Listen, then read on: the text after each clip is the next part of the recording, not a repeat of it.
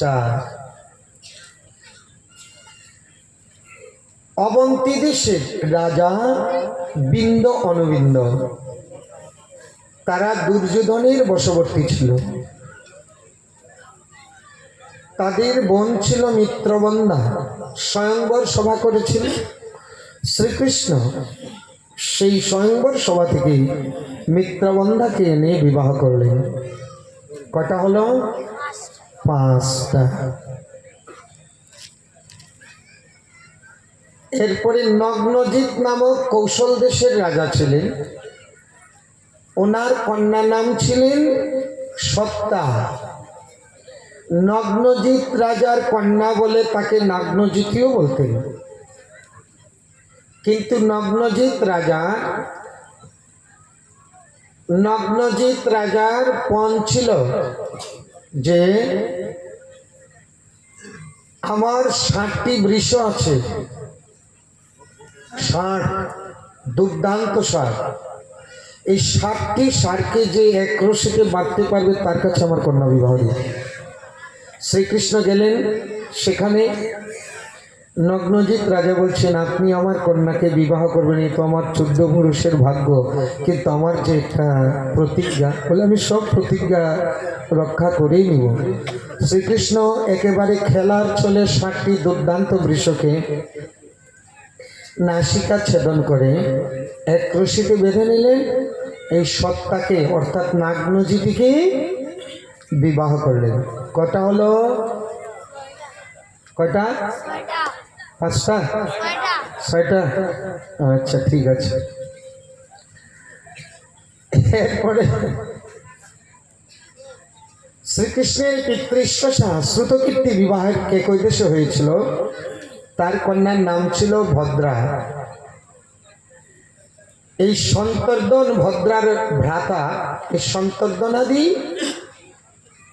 তাদের বোনকে ভদ্রাকে শ্রীকৃষ্ণের হাতেই সমর্পণ করলো। বিবাহ হলো কয়টা? একটু জোরে। আচ্ছা। তারপরে মধ্যদেশের রাজার সুন্দরী সুলক্ষণা কন্যার নাম ছিল লক্ষ্মণা।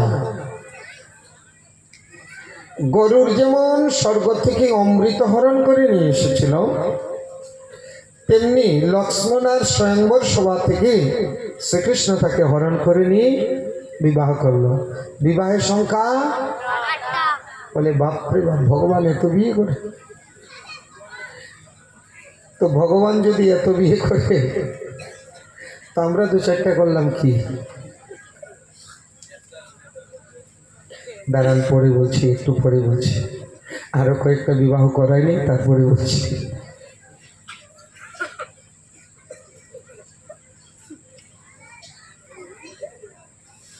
সুখদেব গোস্বামী বলছে, রাজন, এই 8টা বিবাহ তো আলাদা আলাদা হয়েছিল। তারপরে শ্রীকৃষ্ণ 16,100 বিবাহ একদিনে করেছিল। পরীক্ষিত মহারাজ বলছে, এটা আবার কি করে, কখন কি করে হলো, আমাকে কৃপা করে বলুন। এবার বলছেন সুখদেব গোস্বামী, প্রাগজ্যোতিষপুরের অধীশ্বর ছিল ভৌমাসুর, ভূমির পুত্র ভৌমাসুর। এই ভৌমাসুর 16,100 রাজকন্যাকে এনে বন্দি বানিয়ে রেখে দিয়েছে। দুষ্ট লোকের কাজ যা কি। 16,100 রাজকন্যাকে বন্দি বানিয়ে রেখে দিয়েছে। কিন্তু ভগবান এসেছে তো ধরাভার হরণ করার জন্য। ধরাভার তো এইসব অসুরদেরকে বধ না করলে ধরাভার হরণ হবে না।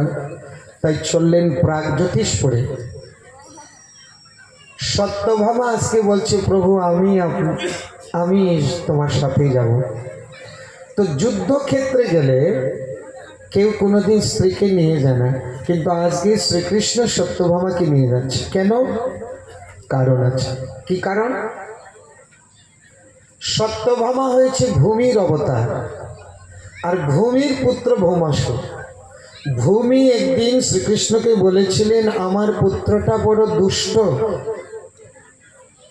অনেক অপরাধ করবে, আমি না বলা পর্যন্ত ওকে বধ করবে না। তো আজকে যদি সত্যভামা না যায় তাহলে তো ওকে বধ করতে পারবে না। দেখুন আজকে সত্যভামাকে নিয়ে যাচ্ছে। এই প্রাগজ্যোতিষপুরে যখনই প্রবেশ করলেন, মূর নামক দৈত্য প্রাগজ্যোতিষপুরকে রক্ষা করতে ওনার পঞ্চমুণ্ডওয়ালা মূঢ়দত্ত শ্রীকৃষ্ণের সাথে যুদ্ধ করতে লাগলেন। শ্রীকৃষ্ণ কিছুক্ষণের মধ্যে সেই পঞ্চমুণ্ডওয়ালা মূঢ়কে বধ করলেন। এই মূঢ়দত্তকে বধ করে ভগবানের নাম হয়ে গেল মুরারি। বলি মুরারি ভগবান কি জয় জয় শ্রী রাধে শ্যাম।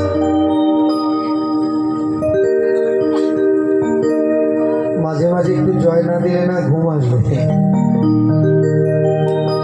এক নজরে চেয়ে আছেন তো আপনারা, তো মাঝে মাঝে জয় না দিলে না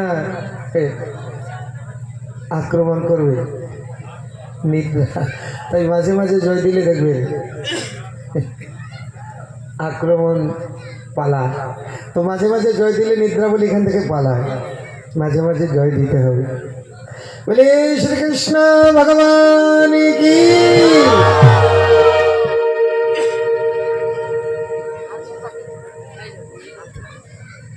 যদি কারো ঘুম আসে বলবেন, আমার কাছে ঘুম ভাঙানোর ঔষধ আছে।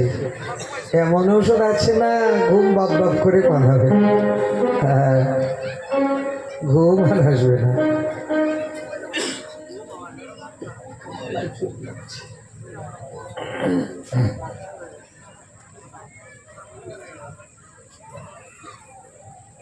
সত্যি আপনাদেরকে কি যে ধন্যবাদ দিব, ধন্যবাদ দিলে কম হয়ে যাবে। আমার এই ফাটা গলার কথা আপনারা শোনার জন্য আসেন, আপনাদের কাছে যে আমি কি দিয়ে কৃতজ্ঞতা আপনাদেরকে স্বীকার করব। যাই হোক, ভাগবত ভগবান আপনাদেরকে কৃপা করুক, হরি কথা শোনার লালসা আকুলতা আপনাদের আরও বৃদ্ধি হোক। যাদের হরি কথা শ্রবণে রুচি এসে গেছে তারা অনেকটা দূর এগিয়ে গেছে।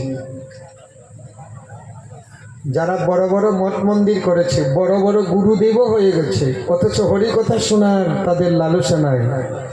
বলে তোষ কোটার মতো, ধান কুটলে তো চাউল বের হয় আর তোষ আলাদা হয়, আর তোষকে যদি কোটা হয় আর কিছু বের হয়, পরিশ্রম মাত্র সায়। তবে যারা হরি কথা শোনার শ্রদ্ধা না আসছে, তারা যতই সাধনা করুক, যতই তপস্যা করুক, ওই তোষে মানে তুষ কোটার মতো পরিশ্রম মাত্র, পরিশ্রম শ্রম এবই বলুন। আপনাদের হরি কথায় রুচি এসেছে, আপনারা যেন হরি কথা শুনে পাগল হয়ে যান। যেখানে হরি কথা হয় সেখানে যেন পাগলের মতো ছুটে যান। ভগবানের কাছেই প্রার্থনা করুন। ভজনের শুরুটাই হরি কথা শ্রবণের দ্বারা। এই যে আমরা সত্রাজিতের সমন্তক মণির কথা শুনলাম, যদি কারো মিথ্যা কলঙ্ক লেগে যায়, এই সত্রাজিত উপাখ্যান শুনবেন, তাহলে কলঙ্ক আপনার কেটে যাবে। আর মিথ্যা কলঙ্ক হয় কেন? খুব গুরুত্বপূর্ণ কথা। মিথ্যা কলঙ্ক হয় আমরা জানি না। ভাদ্র মাসে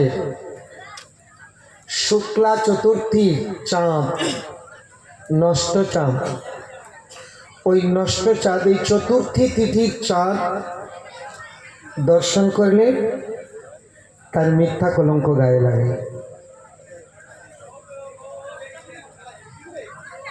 সেই জন্যই নষ্টচন্দ্রের দর্শন নিষেধ। বৎসরে একটা দিন ভাদ্র মাসের শুক্লা চতুর্থী তিথি, ওই দিন আকাশের চাঁদ দর্শন করতে লাগে। যদি দর্শন করেন আপনার মিথ্যা কলঙ্ক লাগবে। এখন মনে করলেন আপনি দেখেই ফেলেছেন, তো দোষটা কাটাবেন কি করে? বলি ভাগবতের সমন্তক মণি সত্রাজিৎ সমন্তক উপাখ্যান শুনতে হবে, সমন্তক মণির উপাখ্যান, তবে দোষটা কেটে যাবে। দেখুন ভাগবতে কি কি তত্ত্ব দিচ্ছে আমাদেরকে। মুরদত্তকে বধ করলেন, ভগবানের নাম হলো মুরারি। মুরারি, মুর যুক্ত অরি, মুরারি। অরি মানে শত্রু, মুর মানে দৈত্য, তাই মুরের অরি মানে মুরের শত্রু শ্রীকৃষ্ণ, তাই মুরারি। হ্যাঁ, মুরদত্তকে বধ করে যখন প্রাগজ্যোতিষপুরে প্রবেশ করলেন, এমন সময় এই ভৌমাসুরের সাথে বাঘ বিতণ্ড কটুকথা, অস্ত্রশস্ত্র নিক্ষেপ চলছে। তো সত্যভামা তো রথের মধ্যে, সত্যভামা স্বামীর অমর্যাদাকে সইতে পারে? বলছে প্রভু ওকে বধ করো না কেন, এই কথাটুকুর অপেক্ষায় ছিল। তাই সাথে সাথে প্রাগজ্যোতিষপুরের অধীশ্বর ভৌমাসুরকে বধ করলেন। ভৌমাসুরকে বধ করে 16,000 রাজকন্যাকে উদ্ধার করলেন, মুক্ত করলেন। 16,100 রাজকন্যা ভগবান শ্রীকৃষ্ণকে অনেক স্তুতি করলেন, প্রভু তুমি যদি না আসতে তাহলে আমাদেরকে কে উদ্ধার করতো, আমাদের সারা জীবন কারাগারে পড়ে মরতে হতো। কিন্তু প্রভু উদ্ধার তো করেছ, এখন আমরা যাব কোথায়? এখন আমরা কোথায় যাব? তখনকার দিনের নিয়ম ছিল, বিবাহের আগে কোনো কুমারী কন্যার হাত যদি কোনো পুরুষ স্পর্শ করছে, তাকে আর অন্য কোনো পুরুষ বিবাহ করবে না, এই নিয়ম ছিল। এখনকার মতো তো না যে 1000 জনের সাথে হ্যান্ডশেক করলাম। এখনকার দিনের মতো তো না, কেউ বলে আমার 5000 ফ্রেন্ডস। এই ফ্রেন্ডসের আবার পুংলিঙ্গ স্ত্রীলিঙ্গ আছে, কি কি জানি কি ফ্রেন্ডস কি ফ্রেন্ডস বলে। কেউ বলে আমার বয়ফ্রেন্ডস, আরেকটা জানি কি বলে, বলার দরকার নাই না, বলার দরকার নাই, লজ্জার ব্যাপার আছে না, বাদ দিলাম।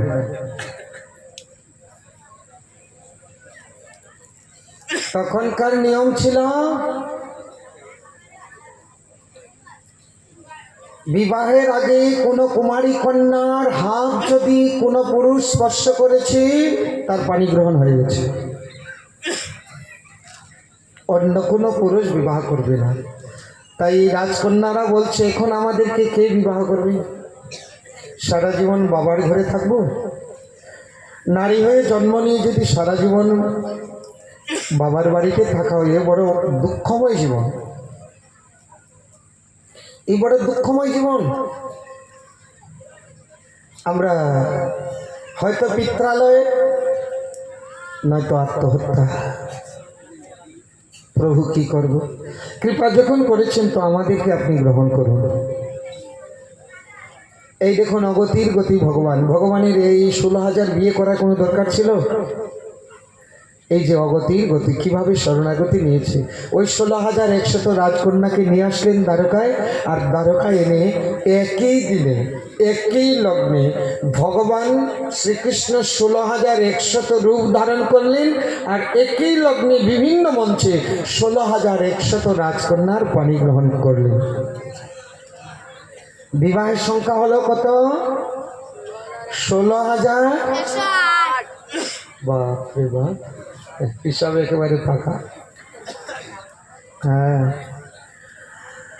হয়তো বলতে পারেন যে ভগবান যদি 16,108টা করে, তো আমরা 2-4টা করলাম, অসুবিধা কি? আমাদের ভগবান যদি এতটা করে, তো আমরা 2-4-10টা করলাম, অসুবিধা কি? বলছে ভাই বিবাহটা পরে করবে, ভগবান করেছে তুমিও করবে। তো ভগবানের শুধু বিবাহের দিকে দেখো না, অন্যগুলার দিকে দেখো। ভগবান উনি অঘাসুর বধ করেছে, পুতনা বধ করেছে, আবার 7 ক্রোশ গোবর্ধন 7 দিন বাম হাতের কেনে আঙুলে ধরে রেখেছে। তুমি একটা 7 মণ উঠাই দেখাও। বলে না, এ তো পারবো না। ও পাহাড় তোলার বেলায় নেই, বিবাহের বেলা আছে।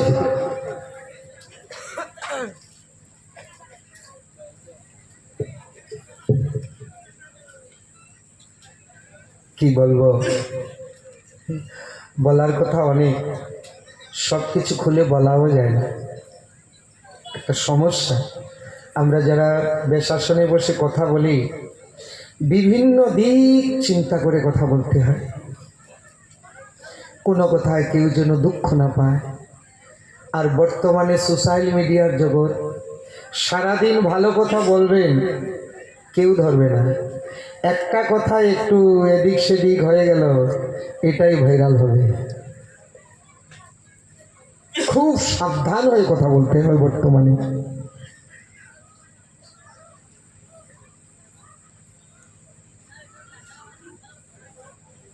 তো ভগবান 16,108 বিবাহ করেছেন। তো ভগবান 16,100 রূপ ধারণ করেছিলেন। আপনি একজন দুইজন হয়ে দেখান তো দেখি, পারবেন? এই বেলা তো নাই, বিবাহের বেলা মন চায়। ভগবান যা করেছে তা কেউ করবেন না। ভগবান যা করেছে তা করণীয় নয়, উনি ভগবান। আচ্ছা, অনেকে বলতে পারে, যারা তত্ত্ব জানে না তারা বলে কি, এই হিন্দুদের আবার কেমন ভগবান এত বিবাহ করে? আরে তোমাদের ক্ষুদ্র বুদ্ধি দিয়ে কি বিচার করবে ভগবানের বিচার? আমার মতে তো ভগবানের বিবাহ কম হয়ে গেছে, কেননা উনি সামর্থ্যবান। উনি যদি 16,000 কোটিও করে তবু উনার কমই হয়ে যায়, কেননা উনি সামর্থ্যবান। তো ভগবানের সম্বন্ধে বলবে উনি কেন 16,108 বিবাহ করবে? আরে ভাই, উনি ভগবান, ভগবানের কাজে বিচার করতে নাই। কিন্তু কিছু অল্প বুদ্ধি মাথা খারাপ লোক আজকাল ভগবানের বিচার করতে চলে।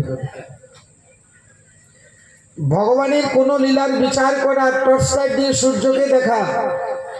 কেউ যদি ভাবে সূর্যটা কোথায় আছে, টর্চ লাইটটা দে তো একটু দেখি। এখন সূর্যকে দেখার জন্য কি টর্চ লাইটের প্রয়োজন? তো ভগবানের কোনো কিছু বিচার করা এই হয়েছে টর্চ লাইট দিয়ে সূর্যকে দেখার মতো। আরেকটা কথা কি, উনি 16,000ই করুক আর 16 কোটি করুক, আমাদের হাত আমাদের যে কোনো অঙ্গে লাগলে কোনো পাপ আছে? পাপ আছে? আমাদের হাত আমাদের শরীরের যে কোনো অঙ্গে লাগলে কোনো পাপ আছে? তো যত জীব তো ভগবানের অঙ্গ, তো তার আবার পাপ কিসে? হরি বল, হরি বল। হ্যাঁ, বলি আনন্দ কন্যা ভগবান কি জয়, জয় শ্রী রাধে শ্যাম। বলে 2-4-10টা বিবাহ করবেন, দাঁড়ান একটু থামেন।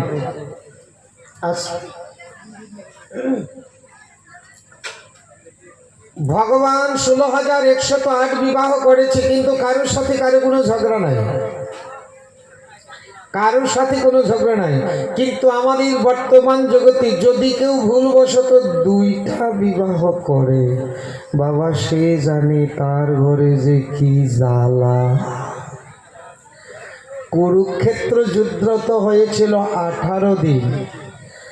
যে 2 বিবাহ করেছে সে জানে কুরুক্ষেত্র কাকে বলে, তার জীবন কুরুক্ষেত্রময় হয়ে গেছে।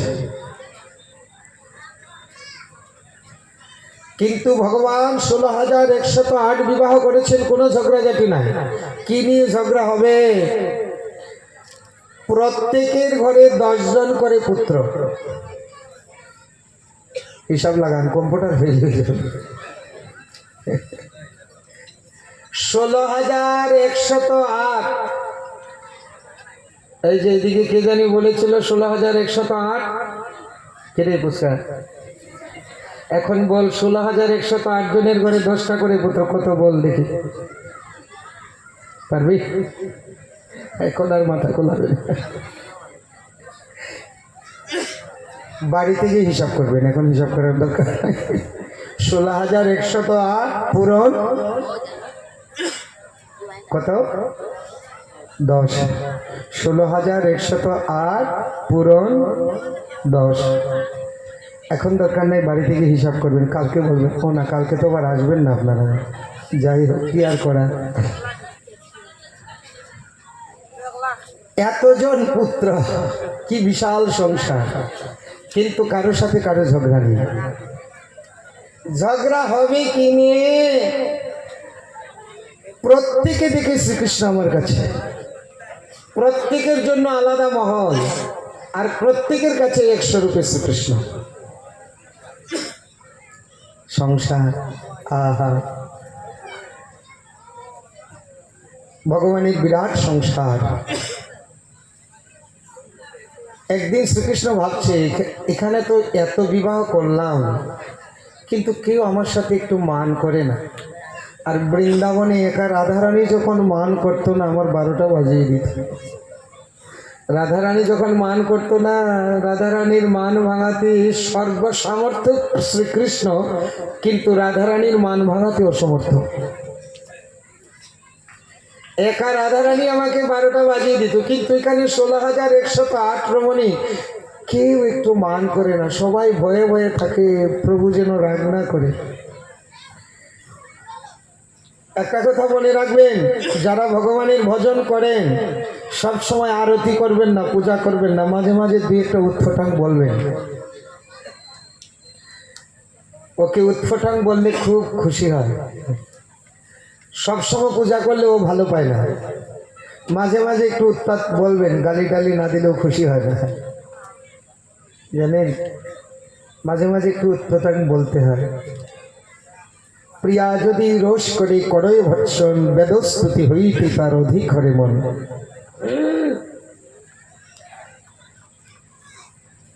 একদিন ভীমসেন গেছে দ্বারকায়, দ্বারিকে গিয়ে বলছে, বলো তোমাদের রাজাকে গিয়ে বলো যে ভীমসেন আসছে। দাঁড়ি গিয়ে বলছে, প্রভু ভীমসেন আসছে, গদাধারী ভীম। শ্রীকৃষ্ণ বলছে, গিয়ে বলো আমি এখন ভোজন করছি, একটু পরে আসছে। তো দারোয়ান গিয়ে ভীমসেনকে বলছে, প্রভু এখন ভোজন করছে, একটু পরে যেতে বলছে। এমনি তো ভীমসেন শুরু করেছে, পেটুক, আমি গেলে ওর কম পড়বে, সেই জন্য আমাকে পরে যেতে বলছে। জানে আমি বেশি খাই, আমি গেলে ওর কম পড়বে, পেটুক কোথাকার। যেই পেটুক টেটুক বলে গালি দিচ্ছে, এমন সময় শ্রীকৃষ্ণ এসে বলছে, ভীম ভাইয়া, তোমার মুখের গালিটা শোনার জন্যই আমি এটা করেছি। হ্যাঁ, মাঝে মাঝে একটু উৎফটাং বলবেন, ও খুব আনন্দ পায়। শ্রীকৃষ্ণ ভাবছে, কেউ আমার সাথে কোনো মান করে না, দেখি রুক্মিণী তো সবার বড়, ও একটু মান করে নাকি। রুক্মিণীর কাছে এসে বসছে, রুক্মিণী হাওয়া দিচ্ছে। এখন শ্রীকৃষ্ণের মুখ সবসময় তাকে মৃদু হাসি, এখন মুখখানা একেবারে কালো করে বসেছে।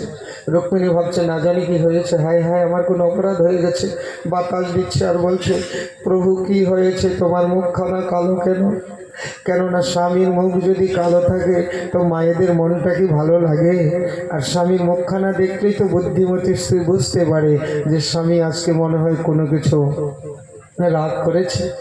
তো রুক্মিণী বলছে, প্রভু কি হয়েছে? না কিছু হয়নি। দেখবেন যারা রাগ করে তাদেরকে যদি বলেন কিছু কি হয়েছে, না কিছু হয়নি, আসলে অনেক কিছু হয়েছে। কি হয়েছে? না।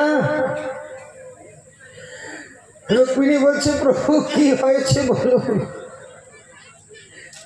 বলে, না কিছু হয়নি, তুমি যে আমাকে কেন বিবাহ করলে আমি খুঁজে পাই না। রুক্মিণী বলছে, রাম রাম রাম, 10 সন্তানের মা হয়ে গেছি, এখন বলে কেন আমাকে বিবাহ করলে? এতদিন কোথায় ছিল? এই কথা না জানি কি অপরাধ হয়ে গেছে আমার। কি হয়েছে বলে, প্রভু কি হয়েছে? না তুমি যে আমাকে কি দেখে বিবাহ করলে আমি খুঁজে পাই না। রুক্মিণী ভাবছে, না জানি কোন অপরাধ হয়েছে। রুক্মিণীর গা দিয়ে ঘাম ঝরছে। তুমি কেন যে আমাকে বিবাহ করলে? যদি মনে করো আমার গুণ আছে, কি গুণ আছে? গরুর পিছনে ধেই করে ধেয়ে বেরিয়েছি, গরু রাখালি করেছি, এই তো মাত্র গুণ। যদি মনে করো আমার বীরত্ব আছে, তাহলে জরাসন্ধের ভয়ে আমি মথুরা ত্যাগ করে, জন্মস্থান ত্যাগ করে সাগরের মাঝে পুরী নির্মাণ করে বাস করছি, এটাই কি আমার বীরত্ব?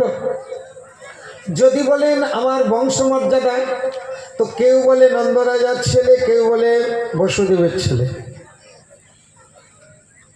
না বংশমর্যাদা, না বীরত্ব, না কোনো গুণ, কিছুই তো নাই। তোমার ভাই শিশুপালের সাথে তোমার বিবাহ ঠিক করেছিল, এর থেকে যদি তুমি শিশুপালকে বিবাহ করতে তাহলে অনেক ভালো ছিল। যেই এই কথা বলছে আর রুক্মিণীর শরীর ঘাম দিয়ে একেবারে অচৈতন্য হয়ে পড়ে গেছে, মূর্ছিত হয়ে মাটিতে। ভগবান আবার তাড়াতাড়ি থেকে ওই বাতাস দিয়ে জল দিয়ে একটু সুস্থ করলে, সুস্থ করার পরে বলছে, রুক্মিণী আমি তোমাকে একটু উপহাস করছিলাম, ভাবলাম তুমি একটু মান করবে, এখন দেখি তোমাকে নিয়ে আমার আরো অবস্থা খারাপ। হ্যাঁ, আমি তোমাকে উপহাস করছিলাম। রুক্মিণী বলছে, প্রভু তুমি উপহাস করো আর যা করো, তুমি যা বলেছো সব ঠিক। কি ঠিক? ওই যে বললে তোমার পিতার ঠিক নাই, কেউ বলে নন্দ বাবার ছেলে, কেউ বলে বসুদেবের ছেলে, এটা তো ঠিক। আসলে তো তোমার পিতাই নাই, তুমি তো জগতের পিতা, তোমার পিতা আমার কে? তোমার পিতা আমার কে? যা বলেছে সব ঠিক। ওই যে তুমি বললে যে তুমি জন্মস্থান ত্যাগ করতে সাগরের মাঝখানে গিয়ে পুরী নির্মাণ করেছ, এটাও ঠিক। কি? তুমি ভক্তের টানে, ভক্তের ভক্তিতে তোমার গোলকধাম ত্যাগ করে জীবের ভক্তের হৃদয়ের মাঝে এসে বসবাস করে, এটাও ঠিক।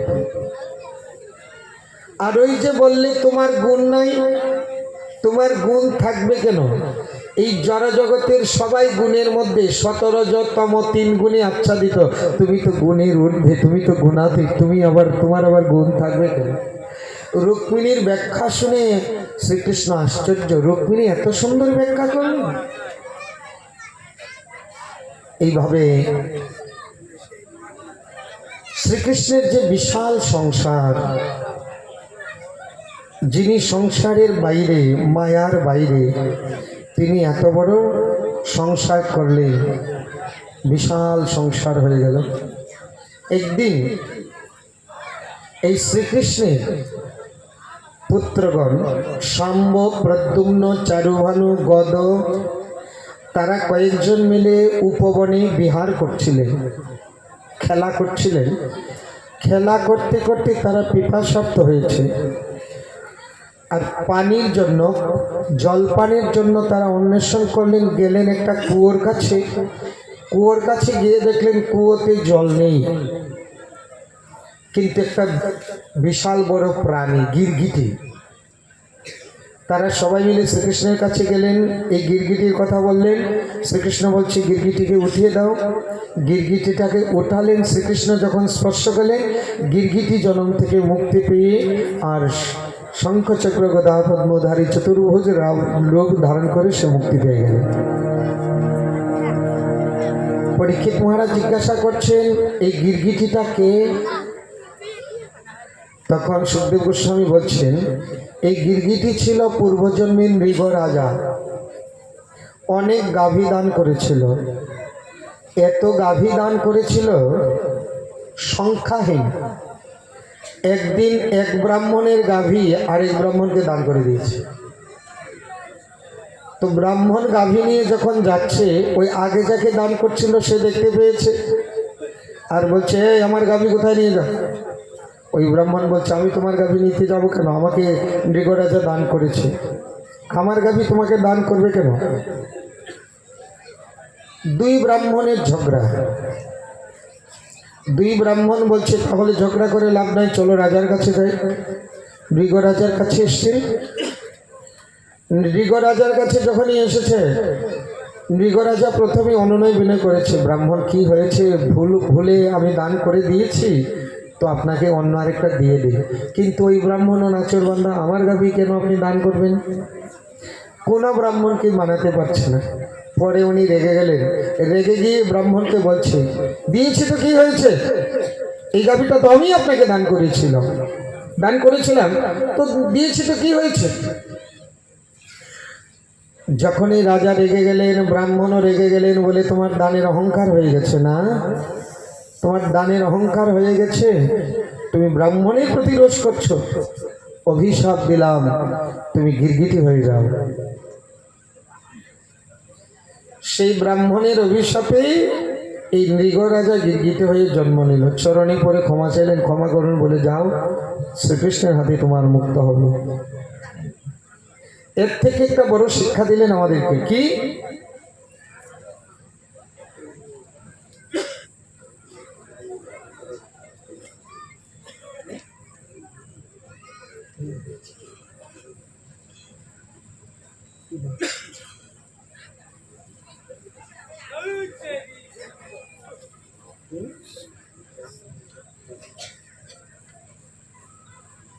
একটি বিশেষ বার্তা। গতকাল এখানে পাঠ শুনতে এসেছিল রঞ্জিতনাথ নামে একজন বয়স্ক ভদ্রলোক, কিন্নগর গ্রামে। হ্যাঁ, পিননগর। আচ্ছা, পিননগরে রঞ্জিতনাথ নামে বৃদ্ধ বয়স্ক লোক এসেছিল পাঠ শুনতে, কিন্তু গতকাল সে বাড়িতে ফিরেনি। এখন পর্যন্ত তার কোনো খোঁজ পাওয়া যায়নি। তো আপনারা যদি কেউ পেয়ে থাকেন তাকে অবশ্যই পিননগরে আপনারা একটু তাকে পৌঁছে দিবেন। আমরা কামনা করব উনি যেন সুস্থ শরীরে বাড়িতে ফিরে যায়। বলি ভাগবত ভগবান কি জয়, জয় শ্রী রাধেশ্যাম।